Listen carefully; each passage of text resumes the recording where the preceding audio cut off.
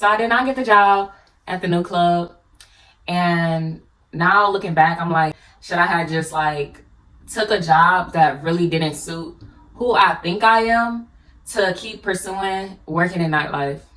And since I've had my sobriety, it's been kind of hard to know what it is that I'm gonna do next. Because I know as soon as I go back into nightlife, I want to party. Within working at the club, that was my only time that I went out. That was my time to go and have fun and go and do what, and live out my 20s. And now, like, looking at like Instagram, and I'm seeing people on like at barbecues, and they at the cookout, and they have these pool parties, and they at the club, and I'm just like, I don't know. Like, at the end of the day, I had rather been in the club getting paid to be in the club than just to be in the club. Like, that's just not me. And I don't really have any friends that go within that lifestyle where it's like we're going out to drink, or we going out and we doing all the, the partying and all of these things. Like, I don't really keep friends like that, because I'm just like, it's weird, because I still want to go out and I still want to party. I still want to dance. Like, some days I just be like, dang, I want to go dance. Like, I want to go somewhere with entertainment. Like, the other day I was out with one of my guys, and I was like, I want to go see something. And he was like, what do you mean? I'm like, I don't know. Like, like, I want to see something. Like, I want to do something. Like, he like, what you want to do? Like, go to a comedy show? I'm like, no, like, with the music, I want something with the music. Like, the withdrawals is serious, because in that moment, I couldn't really tell that what I really was talking about was, I want to go back to the club. Like, I want to be in the club right now. I want the music, and I want the entertainment, and I want all the, like, that was what I really wanted in that moment. But I really didn't know how to, like, comprehend that for myself. And it's like, I want to go dance. And so we went to go see the live band, and it was just like, I was like, I want to dance. Like, I want to get up there while they doing the live music and go dance next to them and have everybody in here looking at me and stuff. Like, what I see now after quitting the club is I genuinely like the attention.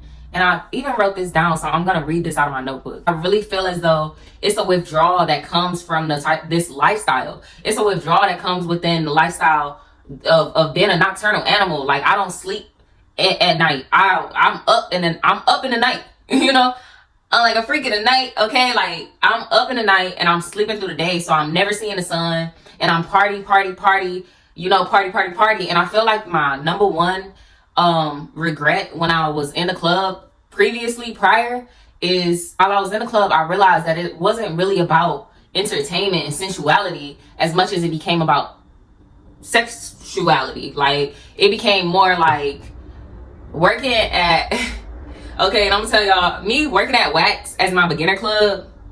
Okay, it's so many different clubs in Atlanta that you can work in as your beginner club. But see, I was not trying to pay no permit. So me working at Wax for my beginner club, it was barely an entertainment aspect. I've had a couple different clients where we went into the VIP and it was more about the entertainment. It was more about, the sensuality of it. And it was more about like, wow, I get to show off my flexibility, my dancing skills, and all of these things.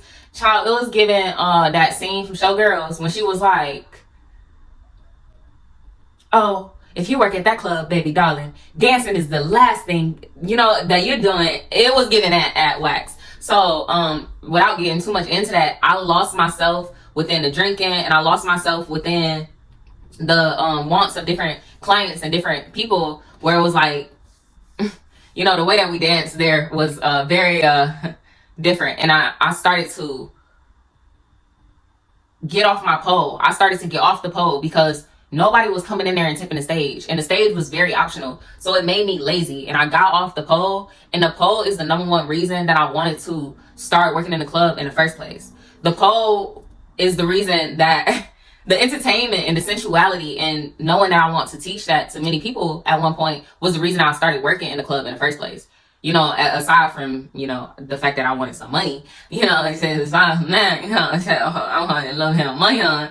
But the pole, the flexibility, the strength, and just knowing that, like, yeah, like looking in the mirror, like, wow, like, yeah, like, that little V that come, I have my little six pack that just gone now. Like, my arms are stronger than they are now, so I'm gonna tell y'all, I ended up going into the club after I hadn't had been in there in a while, and tears came to my eyes because I realized, you know, I hadn't been there in 2.5 months. And while I was in there, I lost why I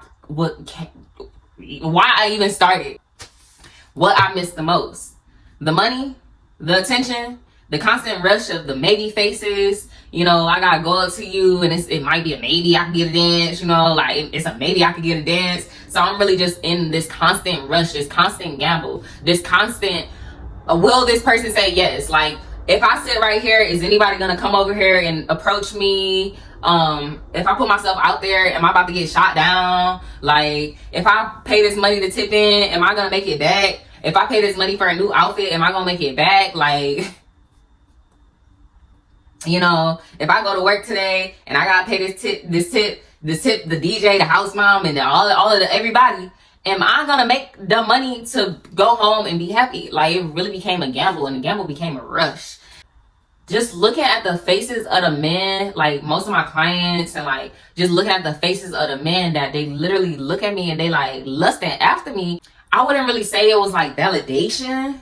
Like, it wasn't really validation, but it started to make me look at the outside world different. Like, if I'm in a relationship and I'm talking to my man and he's, child, you got one time to say no, okay? You got one time to say you can't, because I know it's somebody that will. Like, it was like, okay, like at the end of the day, I know my worth.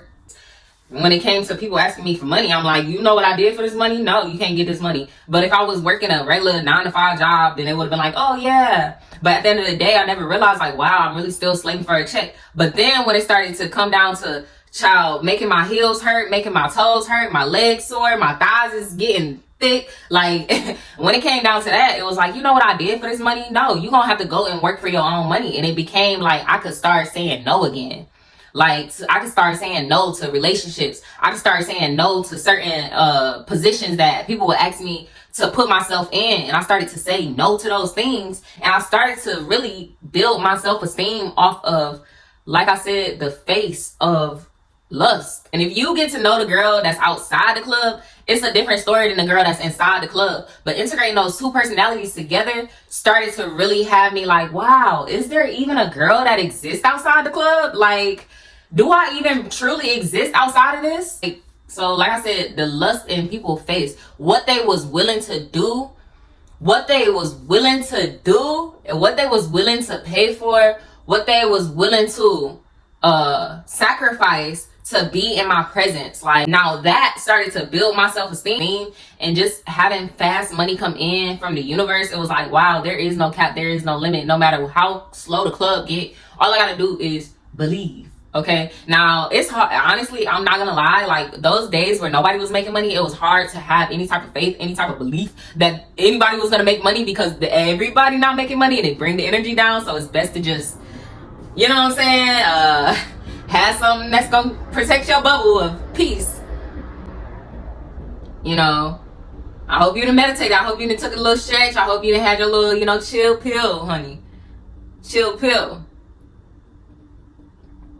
Because when nobody making money, those were the saddest days. It was like everybody was in there just sad, walking around. Sad. The broke days was the worst days.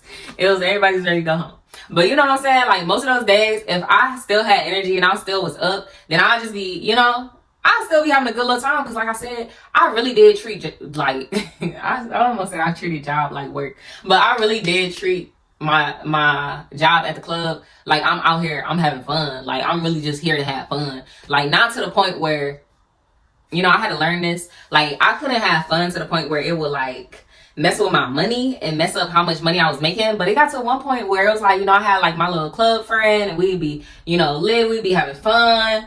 And you know, she wasn't like one of those clingy club friends. If you got a clingy club friend and you still in the club, child, just I don't know, when two girls be walking together, it just be like, who gonna pay you?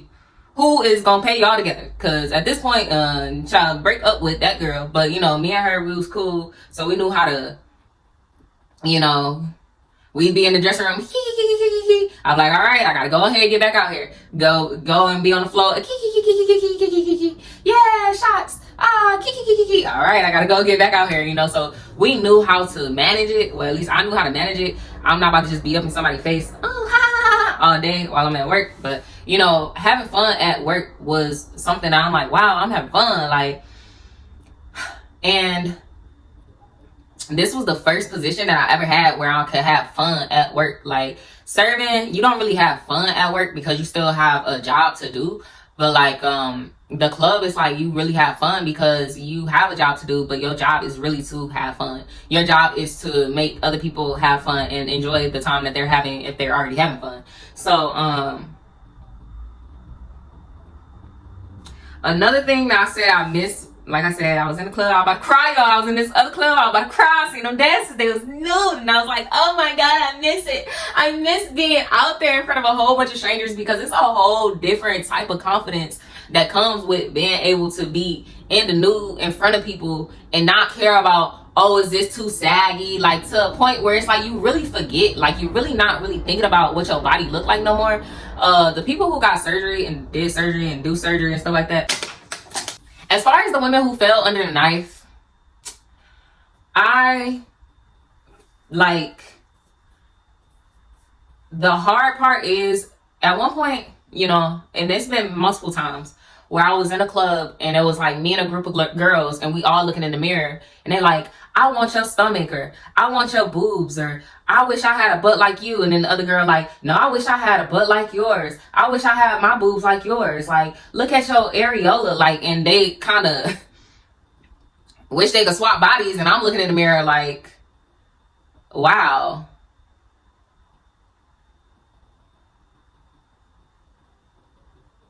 You know, like before I started dancing, you know, I got these little scars on my body where I got a whole bunch of bugs. You know, I lived in a place, there was a lot of bed bugs. Long story short, they ate me up. Oatmeal baths didn't work. Child, we used to have to go to sleep with bug spray on. That didn't work too long because them bugs was like, I'm gonna eat something. And then that's when they started getting inside of the little crevices and the holes inside my body. And so it was just like giving, I just donated my blood to them. And so I had a whole bunch of them. I had a whole bunch of like little tiny bug bites on my body. And I'm like, oh, this stops me from looking good, you know. And my butt kind of went down a little bit and then sit like a B. Like, it wasn't sitting like the top of the B. It was sitting like a lowercase b. And I was like, dang, like, I can't even be a dancer. And, you know, me having a tiny frame, a tiny figure, a tiny body, being in the club, like, just thinking about, oh, I want to be a dancer, like, I want to go dance, it definitely did stop me a lot. Like, it stopped me on so many different occasions that I wanted to start dancing. It stopped me because I would look at my body, I'd be like, it's all scarred up. And oh, when I bend down, y'all know, when you bend down and the teardrops come and they turn into like these like water balloons, like they look like that, you know. And then anyway, you know, everything, I just stopped thinking about it. Like, I really just stopped thinking about it. I really did. And I realized while I was in the club, everybody has a preference. Like, that big girl over there might low-key get chose. Tiny girl over there might low-key get chose. You know, BBL might get chose. Lip filler might get chose. Like, everybody low-key has a preference. And I feel like as society moved forward, it was like, this is the beauty standard. But in the club, it's like, and I will say on busy nights, it is harder because you kind of get in your head. But I really feel like confidence, no matter what, definitely pushed me forward to get in front of people and be like, oh, hey, you know, my name is da-da-da-da, like, oh, hi, or like just stand in front of somebody and just start making this little booty do what it's gonna do. And I'm like, at the end of the day, I really got comfortable in the skin that I was in, you know, like, thinking before, like, oh, I'm too, you know, I'm a black girl and I'm too skinny to be a black girl and work in most of the clubs. Then it's like, no, you're not. Like, there's gonna be a client in there for you that enjoys your body type, that enjoys your personality, that enjoys your face, or like, you know, enjoys the way you dance, or like, there's always gonna be somebody in the club that's for you. And yeah, that's why I really enjoy the club. Like, as well as, a lot of y'all are gonna hate me when I say this, Where else I'm gonna find somebody that wanna pay for this, that, and the third, and they already coming out of pocket? Where else am I going to find a man? You know what I'm saying? Like, I'm in here all day. Like, at the end of the day, like, y'all be going to y'all 9 to 5s and finding somebody and dating them, and I'll be like, okay, so if I'm at work, I can't date one of these girls. And I feel like there's people who come in the club for entertainment purposes only, and then there's people who come in the club for favors only, and then there's people who are literally just in the middle. Like, and I feel like that with the girls, and I feel like that's with the men too. But yeah, I mean, at the end of the day, you know, the club is kind of a dating arena. It's kind of a dating arena. And, you know, you gotta have tough, thick skin, because if you see your man in there after y'all done, you just gotta understand he going with the next girl, and that's cool, whatever. You know what I'm saying? Thick skin. Because that's part of the game. Like, that's just part of it. Like, even if I was to be like, all right, and we done with each other, and I had one guy, he was like, don't be mad when you see me in the club again, and I'm chilling with the next girl. I was like, baby, that's part of the game. Like, you come in there and do whatever you need to do. I'll probably be in VIP anyway, so I probably won't even see you. Goodbye. Good night. Anyway, y'all gonna hate me. I swear you're gonna hate me. Okay? You're gonna hate me, but hey. Okay? It's definitely so many men in there, like, so. And like I said, there were plenty of people who I dated, okay, who came back to the club, and I seen them with another girl, and it's like, girl, I'm not stopping your money. I'm not stopping your money. I promise I'm not stopping your money. Like, then it was plenty of times when people like, dang, why he? Girl, don't worry about that. Don't worry about me, okay? Don't worry about it. Mind your business. Close your eyes, okay? Close your eyes, okay? Okay? I had to go and eat steak with this guy. Now he came back. He like, oh, how do I get this girl to want to bounce up and down for me, on me, right now? Like, what do I do so I can get her out? So, you know, for the most part.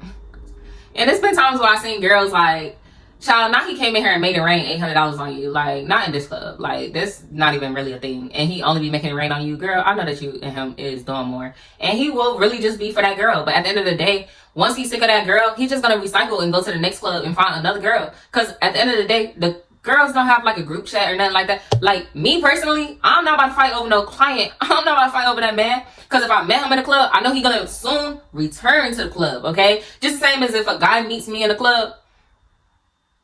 And I've had so many guys that met me in the club try to get me out the club. And I'm like, my guy, if you met me in the club, okay? That's why at the end of the day, if I don't even go outside and I meet a guy at the club, I'd rather meet a guy at a grocery store. And I really be saying this too when people are like, well, can I see you outside of here? I'm like, why can't you go pick up a girl at the grocery store, or go to like, you know, your gym and like talk to one of the girls there? Like, do you really want a girl that, you know, want your money? Like, is that why you going to, is that why you're in the club? Like, do you like that we want your money? Like, is this like a bet that I didn't know? Like, is this a little kinky?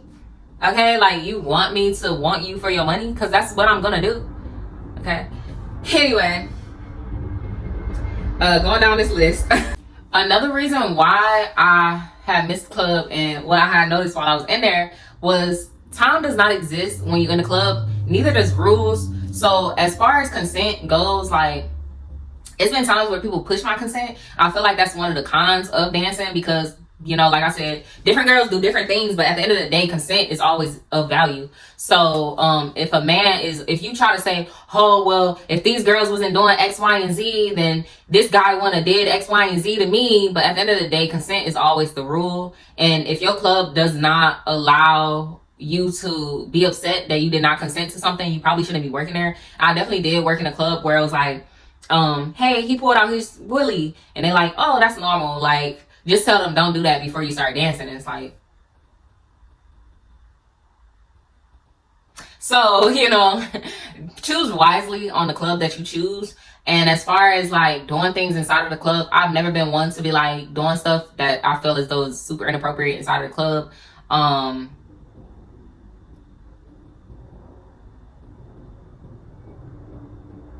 I've never been one to do that stuff in the club, because at the end of the day, the club to me is an evil playing field, where I feel like if you not in here dancing and you doing more and you doing extras in the club, it is unfair. Like, it is unfair, because it's been times where like and I'm gonna speak on this lightly, but you know, it's been times where I went to the VIP and with one of my clients, and it's like, you know, he looking around like, wait, y'all can do that here? And I'm like, you know, that's why I say it's an even playing field. Like, no, if nobody could do it, then that means nobody gonna do it, and therefore nobody will do it. So, as far as that,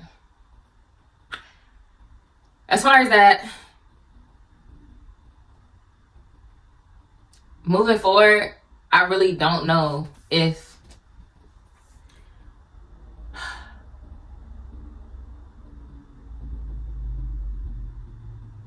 moving forward, I really don't know if I'm going to end up going back to the club, but I know that it's something that I actually do want to do. I know that I do want to focus on my strength and focus on me getting better at the pole so that I can teach it at one point.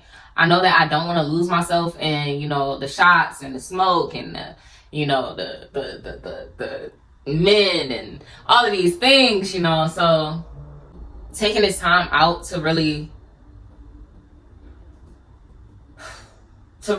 put my mind back together, I feel as though it's important, because usually when I was taking breaks from the club, I really didn't do it sober. That's one. Then I didn't really do it where it was like I'm working on my body. I didn't really do it where it was like I'm working on my mind, and I didn't really do it where I was working on my spirit. It really was like I was laying in bed, binge watching and eating unhealthy and smoking and going out and just kind of like running away from myself. So now that I am going to take this time to focus on me and break my mind down and see what I really need to, like, if I need to heal from this and move forward and never go back, or if I really just needed this time to take a break, get my head together, and then go in again. But I feel as though by the end of this month, if I really commit to having this lifestyle for myself, you know, and miss like all of the money troubles and stuff like that, like, child, whatever is whatever, when whatever is whatever, because whatever will always be forever and whatever. So, you know, and miss all of like the money trial and tribulations.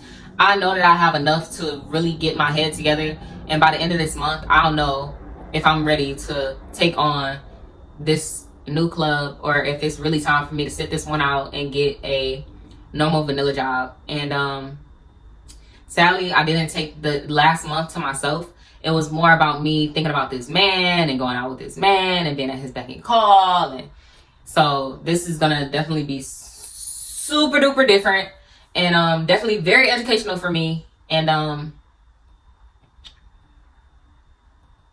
gotta say that this is gonna be hard, of course, but I'd rather have my spirit and my mind and my body on one accord than to have my money up. Like, cause even when I be having my money up, at the end of the day, I be blowing through my funds because I'm still broke mentally, physically, spiritually, you know. So it don't matter what my finances look like, because I'm still broken in my spirit.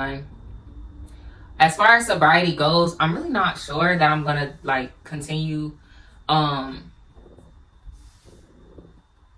Yeah, I'm really not sure if I'm gonna continue with that, but we're gonna see how this you know, how the rest of this time goes. But yeah, so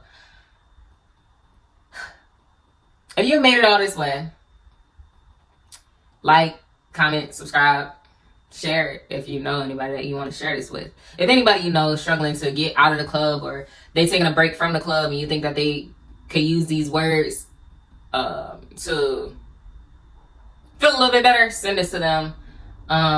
If you are struggling to stay out of the club, or thinking about if you want to go back to the club, then I hope this video helped you. A quick update about where I am at the end of this month. And so stay tuned for the next go ahead, take it away.